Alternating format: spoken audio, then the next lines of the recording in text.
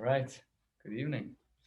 We're ready to get started tonight with Maseches, Eruvin, Daf Samach Vav.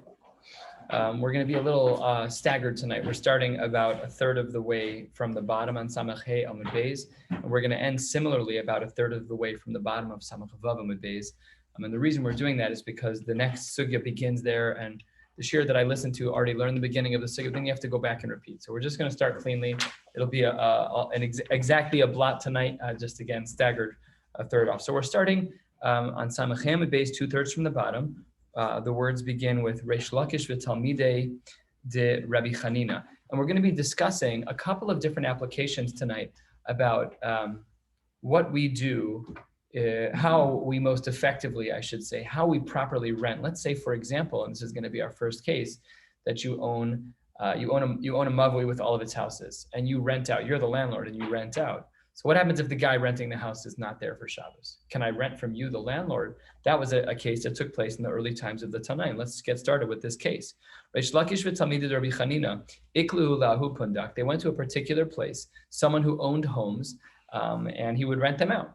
Now, v'lo hava socher, no one had rented the home, or the renter wasn't home, v'hava maskir, and he himself was the one who was in charge of actually doing the renting. So again, if I owned 10 houses, which dumped into chatzeros, which dumped into a mavui, and that house is empty, so I live in house number 1. You want to rent house number 10. So can I go to you? Or do I have to actually rent the house mamish? Like, how does it work? So says the Gemara, Amru, they said, Mahu lemegar mineh. What about renting from the landlord? Is renting from the landlord sufficient to solve my problem of a Rabbi Chatzeros? And then says the Gemara as an answer. The first part's obvious.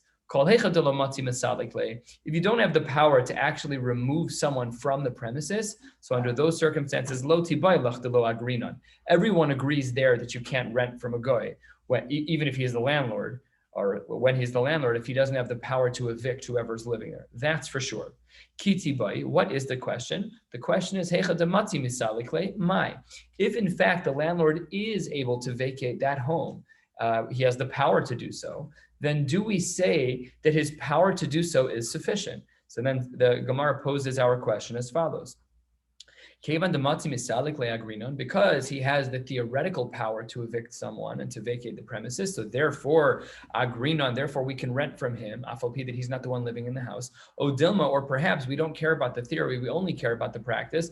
The fact is that hashtamiha halo salke, he didn't remove the owners of that house. So then how does it work? So Amar Lahen Reish Lakish says, look, I'm not sure, Niskor, we're going to do the renting. I'm not 100% sure. When we get down to yeshiva, we'll ask Rabbi what we should have done, and that's what the Gemara recommends to do. So fine. So they did the renting. They weren't sure what the psak was yet. Asu, they got there. Shailu the Rabafis, they asked the Rabbi there. Amar Lahen, and he said to them, Yafe asisem shesachartem. You did right in such a case. Now, these cases are particularly halacha l'maisa because if you have a space, as mentioned, again, let's say you have a bunch of bungalows and you're the landlord, right? Our friend Eli Steinhardt has a whole place down there. He owns a whole bunch of homes there. So let's say he had the power to evict. So then if he has the power to evict, well, should he do this, yes or no? Could he make an eruv that way if there was a guy living there? This is quoted in Shulchan Aruch. As you can see here, it's Oz Katan Hey. It's Tur Shulchan Aruch, Reish Pei Beis, Yud Ches. And this is what the Shulchan Aruch writes, exactly like this opinion of Rav Efes. Eino Yehudi, shehisker beiso lechavero eino Yehudi. So a non-Jew leases out a property to a non-Jew. As long as he has any theoretical hold on that house, the capacity to kick out, in other words, or or he could, he says to him, I always store stuff in the shed. Okay, so like if you rent an Airbnb, there are some closets that are going to be locked with their own stuff, and they're done. That house, you don't have to rent from the person living in the house, you could rent from the landlord. So this is a great kula, because if you have a property where a lot of non-Jews own, and you have a non-Jewish owner of the whole property, you don't have to go to every home. You go to the landlord and say, do you have the ability to store stuff in their houses? Yes, great. We Jews have this thing, it's called Eruvin Chatzeros. Can I please rent your properties? Yes, problem solved. And that's quoted Ladina in the Shulchan Aruch. Let's continue, 10 lines from the bottom. Another story, somewhat similar. Rabbi Chanina bar Yosef, Rabbi Chia bar Abba, Rabbi Asi. These three great Tanoim. Iklu lahu pundak. They were traveling and they got to this particular place for Shabbos. To Asa Nachri Mari de Pundak b'Shabsa. And what happened was that on Shabbos, the Nachri came back on Shabbos and ruined what would have been a place that they were allowed to carry in. Because now the guy is here. What are you supposed to do? You didn't make an Eruv because he wasn't. You showed up at 2:00 on Shabbos afternoon. You got 8 hours, 7 hours till Shabbos ends. What are you supposed to do? Amru, so they were talking amongst themselves. Mahu lemeigar minei, can we rent from him on Shabbos? So says the Gemara, do we say socher kima'arev dami, that really the renting has to be just like the Eruv? And ma me'arev mi ba'od yom, and just like you can only make the Eruv before Shkia, so too, af socher mi ba'od yom, that's one possibility, that no, you're not allowed to rent on Shabbos because renting is comparable to Eruv, and Eruv can only be done before Shabbos, so too renting can only be done before Shabbos. Oh, Dilma, or perhaps 6 lines from the bottom, socher kimevatel rishus dami, no, socher is not like ma'arev. Socher is like being mevatel a rishus, it's like nullifying your property. And ma mevatel rishus ve'afilu b'Shabbos, just like one is technically speaking allowed to be mevatel their rishus, so af socher afilu b'Shabbos, maybe we can rent as well.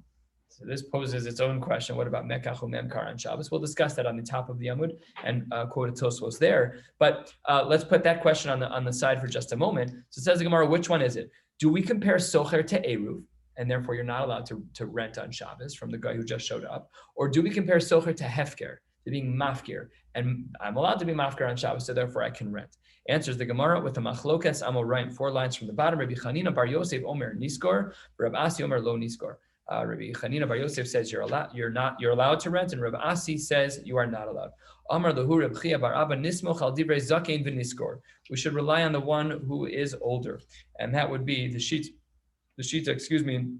Rabbi Chanina bar Yosef, and we are lenient on that as well. And then they brought that question to yet another person. Asu Shailu lay the Rabbi Yochanan. They brought the question to Rabbi Yochanan. Amar lahen, turning to the top of Samach Vav Amud Aleph. What did Rabbi Yochanan say? He said, Yafe asisem shesachartem. You did a good job in that you rented it out. Namely, non-Jew shows up on Shabbos, you're allowed to rent from him on Shabbos. Now you can't use money because money is muksa. We'll see in the Gemara a number of recommendations. But let's discuss this topic fundamentally. We know that we have a formal Isser Derabanan of Mekach u'Memkar on Shabbos. That's the reason why we don't allow for marriages to take place on Shabbos, because there's a kinyan. You're making some type of a kinyan. You're giving a woman haret mekudesh b'tabazo, and you hand her something that's yours, and you make a kinyan. So you're not allowed to get married. That's why we're not allowed to read certain things on Shabbos. You can't read.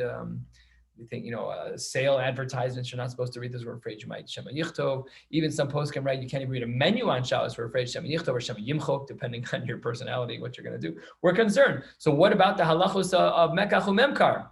How can you say you can rent from a goy on Shabbos? That's crazy. So it says Tosfos, 15 lines, 20 lines from the bottom of the page. Dibur Hamaschil. Yafe asisem shesachartem, says Tosfos, lo dami lemekach u'Memkar le'aser b'Shabbos. You cannot compare what we're doing here with this guy who shows up. You cannot compare that to what we're talking about on Shabbos. Delo have ella kematana be'alma. This is just, it's nothing. It's trinkets. It's nothing. This is simply kematana be'alma. Asks the Netziv, you're not allowed to give a matana on Shabbos. We went for a meal this past Yom Tov. We forgot to be makna the gift to the family that we were going to, so it's still sitting at the bottom of my stroller. We said to them, we got you a gift, but we can't give it to you, but we still like you. We'll give it to you another time, but we still sitting in our stroller now. So you're not allowed to give a matana. So the Netziv was really bothered by that. It turns out there are some Rishonim, the Mordechai and the Meiri. Those two Rishonim don't hold of the concern of matana. Matana was not subject to the Isser Derabanan of Gzeira Shema Yichtov. People who used to be very medactic on their finances, like if you run a business, you buy something that's you can now then deduct it in your taxes, you're going to write that down. You want to reduce your financial liability for taxes. You pay. It's fair game. You bought something for your job, you're going to write it off. So that was the concern. So the Meiri and the I think it was the Meiri, Meiri and the Mordechai Paskin, that you don't have to worry about matana. That's the Netziv's question here. And then finishing off the Tosfos, she'ein osin ella lahater tiltul. You're not making a kinyan for the sake of the kinyan. You're just trying to be matir tiltul. So this type of rental we allow for, even though it's quasi-ish a rental, kind of, sort of, but Tosfos says in the Lumdas that it's more like a matana and nothing to worry about.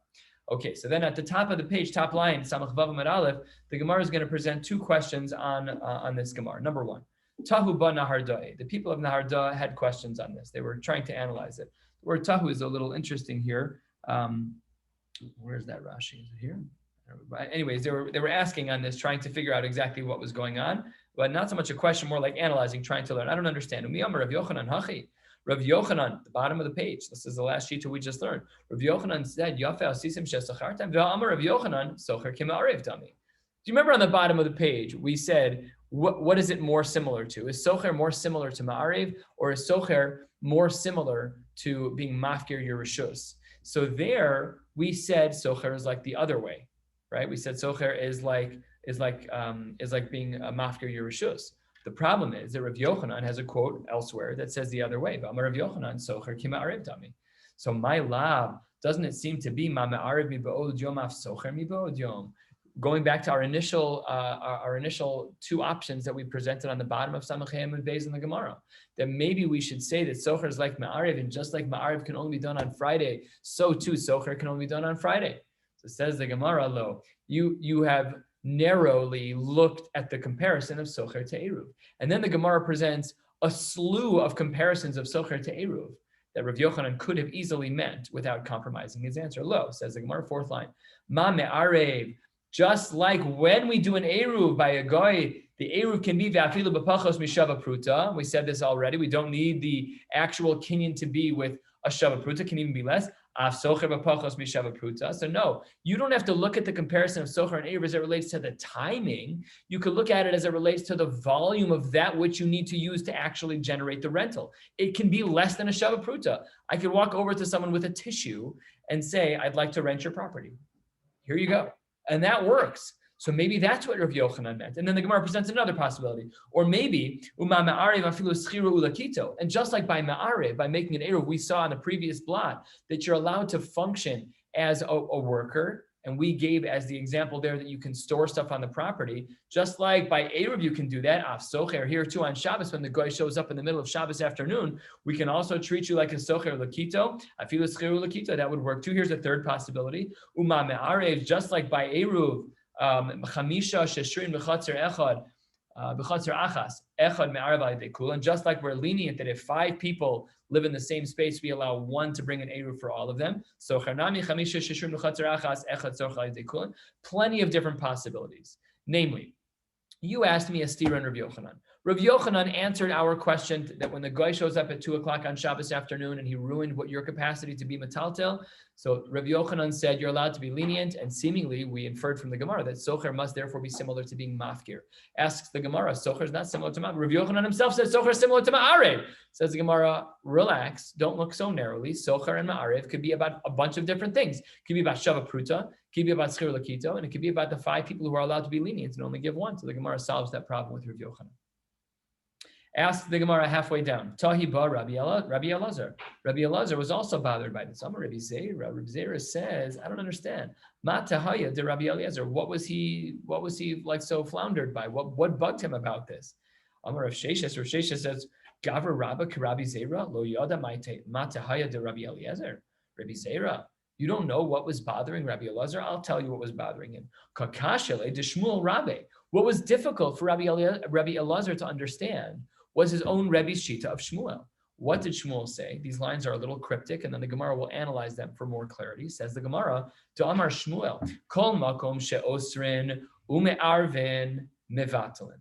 When do we allow for multiple people to be mevatal their reshus? That's when it's makom she'osrin, that's usher without an eruv, ume'arvin, and a place that you're able to be ma'arev. And we'll analyze this later. I know it's a little enigmatic at this point. There we allow for bittul reshus. There we allow for many people to combine their properties into one.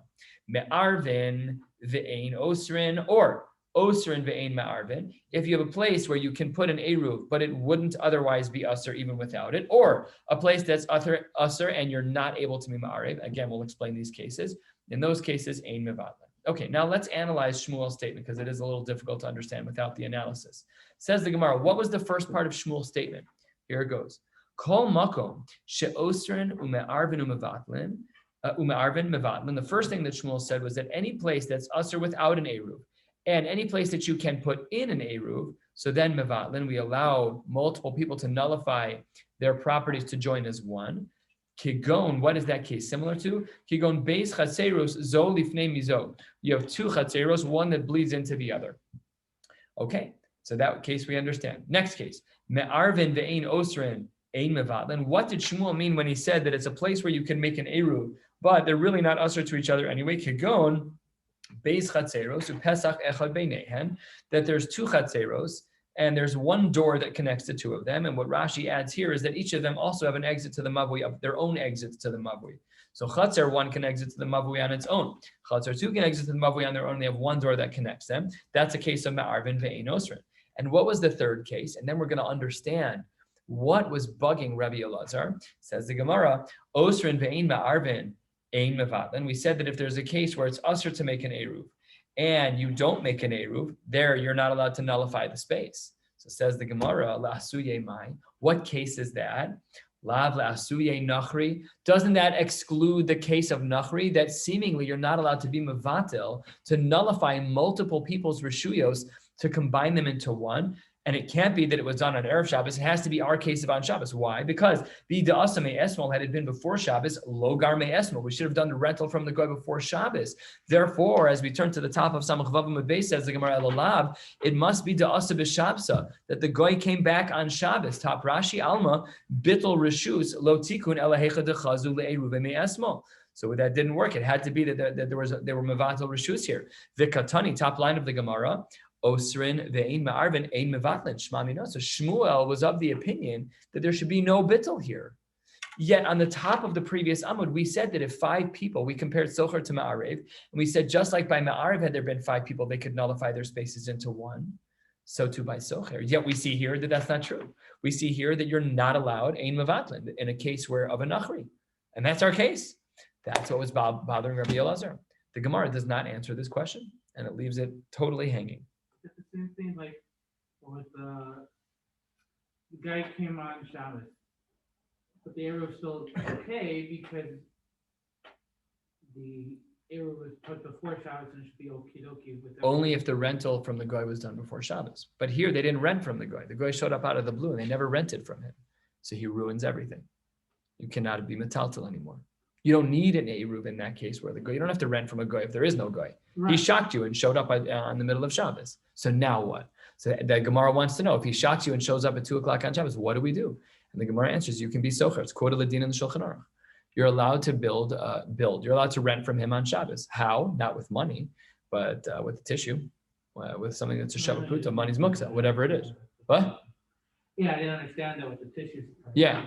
So the point there is that money is just muksa. So you're not, that would be considered an isser of being involved with money on Shabbos, a real mekach umemkar, the money's muksa. But you can use something that's not money to rent from him, and that would be perfectly fine.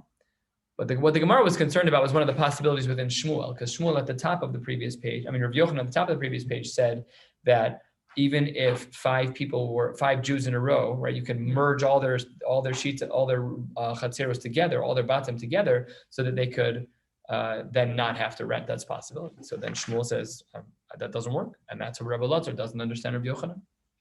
Okay, Samach Vav Amud Beis, 2 lines from the top, second line.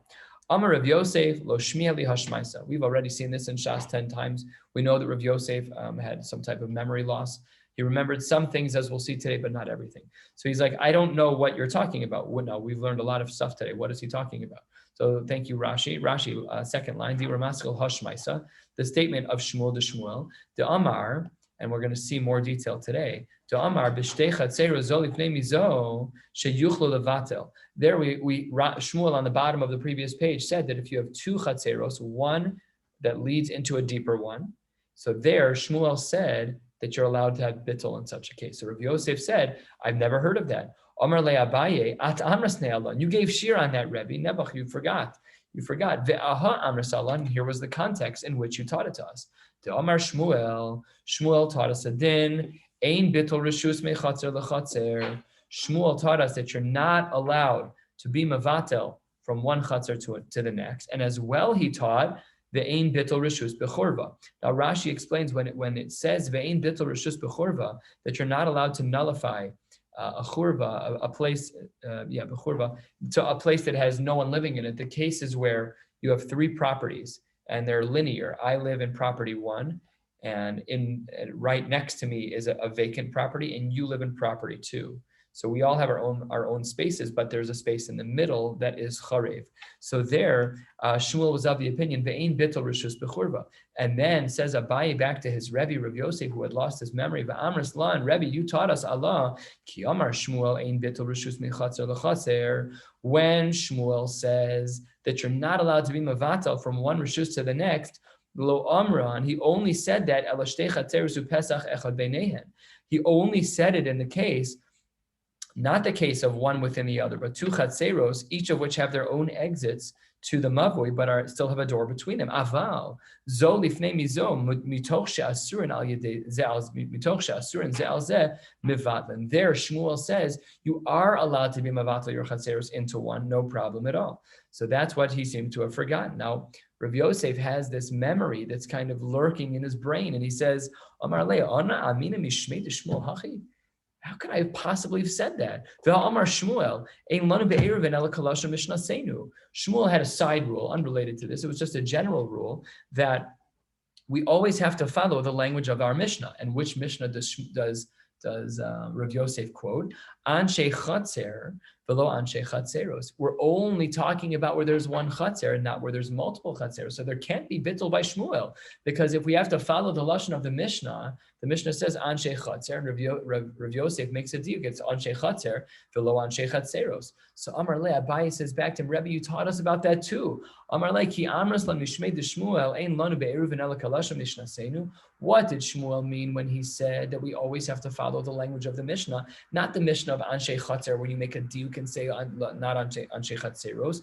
Rather, aha amrslan. You said it on another Mishnah. Shehamavui lechatzeros kasher. Shehamavui lechatzeros kechatzer lebatin. The mavui relates to the chatzer as a chatzer relates to the house. That's what the Mishnah says, and therefore we still have our scenarios, which we were lenient in to allow for the bittul when you have zo lifnei mizo, one chatzer that is within another chatzer. Gufa, about a third of the way down.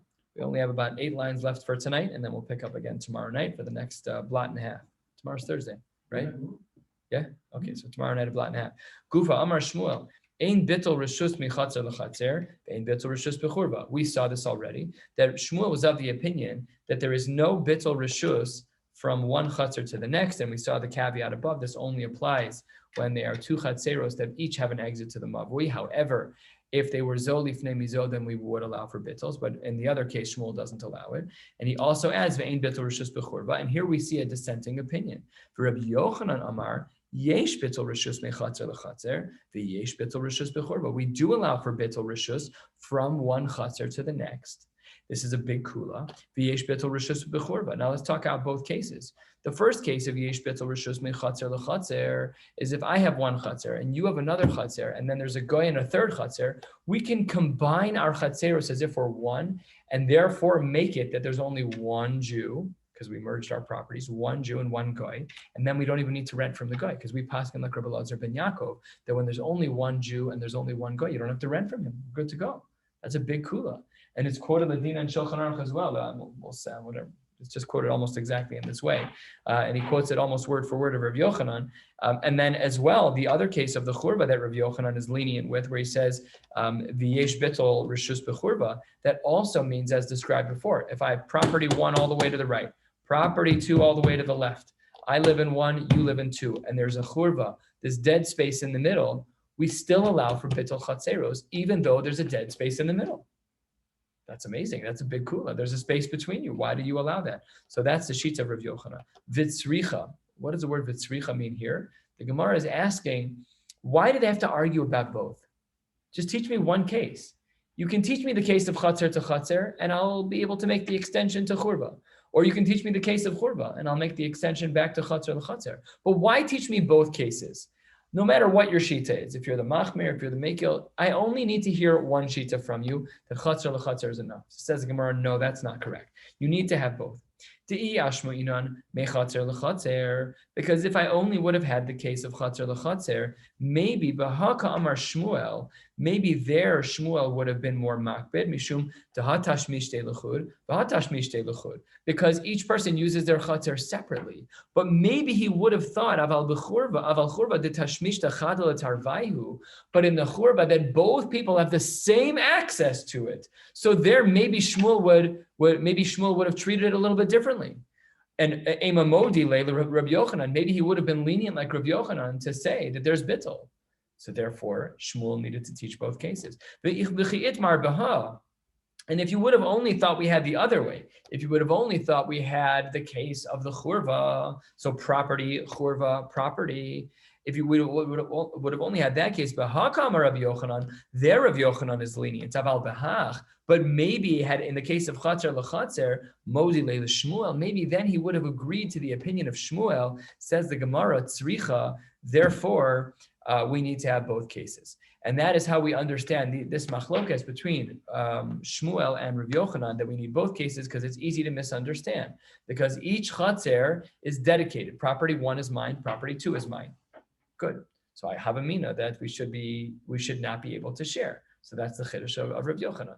And then the other case of the churba is as well a chiddush that we allow it's a big kula by Rabbi Yochanan that we allow from property 1 over a churva into property 2. So we needed both of those cases. We'll stop here. We'll pick up tomorrow night at Amar Abaye and learn a blot and a half to the bottom of Maseches Amud. Have a beautiful night, everybody.